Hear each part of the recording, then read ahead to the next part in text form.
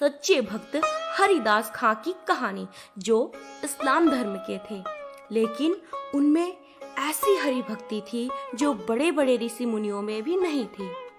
हरिदास खां का जन्म वर्तमान बांग्लादेश के यसोहर जिले के एक छोटे से गांव बूडन में एक गरीब मुस्लिम परिवार में हुआ था। हरिदास खां की श्रद्धा बचपन से ही हरि नाम जपने में थी।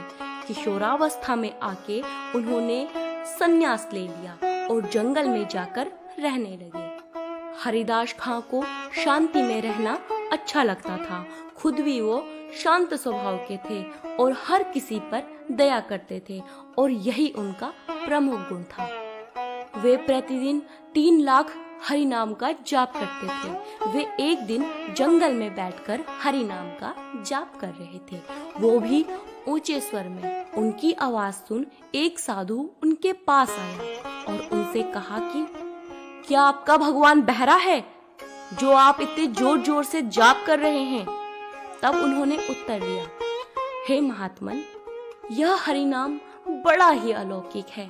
इसके जाप करने से ही नहीं बल्कि हरि नाम सुनने से भी प्राणी को इस नरक से मुक्ति मिलती है।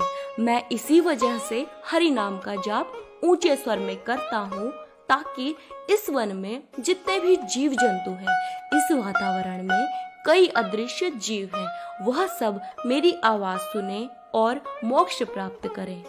उनकी बात से वह साधु संतुष्ट हो गया और ऐसे ही कई लोग उन्हें अपना आदर्श मानने लगे। मगर कुछ लोग उनसे चिढ़ते भी थे, जिनमें रामचंद्र खां नाम का एक जमींदार भी था। उसने हरिदास खां को बदनाम करने के लिए कई षड्यंत्र भी रचे और एक अति सुंदरी वेश्या को पैसों का लालच देकर हरिदास जी की तपस्या को भंग करने के लिए कहा। वेश्या रूपवान होने के साथ साथ पैसों की लालची भी थी और वेश्या ने अपने रूप पर घमंड करते हुए कहा, आप चिंता न करें, मेरे इस रूप से आज तक कोई नहीं बच पाया। मैं इस रूप से हर किसी को अपने वश में कर सकती हूँ। और यह कहकर वह वेश्या रात्रि के समय जंगल की ओर चल पड़ी और जैसे ही वेश्या हरिदास जी के पास पहुंची तो उनका मनोहर रूप देखकर वेश्या उन पर आसक्त हो गई और उसका उद्देश्य भी ऐसा ही था। परंतु हरिदास जी तो अपनी भक्ति में ही लीन थे और हरिदास जी की तेजस्वी मुख मुद्रा देखकर वेश्या के मन में काम का विकार आ गया और वह उनके समक्ष निर्वस्त्र होकर नृत्य करने लगी और उनके साथ कुचेष्टाएं करने लगी। पूरी रात वह वेश्या हरिदास जी की तपस्या भंग करने का प्रयत्न कर रही थी, परंतु हरिदास जी की भक्ति पर कोई भी प्रभाव न पड़ा।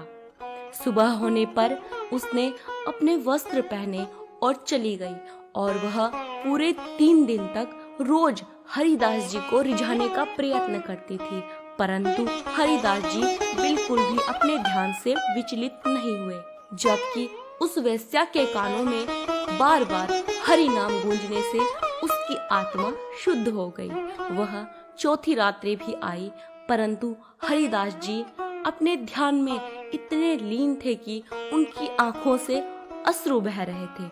इस दृश्य को देखकर वेश्या को आत्मग्लानि हो गई और वह सोचती कि यह कोई साधारण साधु नहीं है जो मुझ जैसी परम सुंदरी की उपस्थिति का आभास तक नहीं करता और अपने ही ध्यान में मग्न रहता है, तो जरूर इसे किसी अलौकिक आनंद की प्राप्ति हो रही है, जिसके सामने मेरा ये रूप सौंदर्य व्यर्थ है।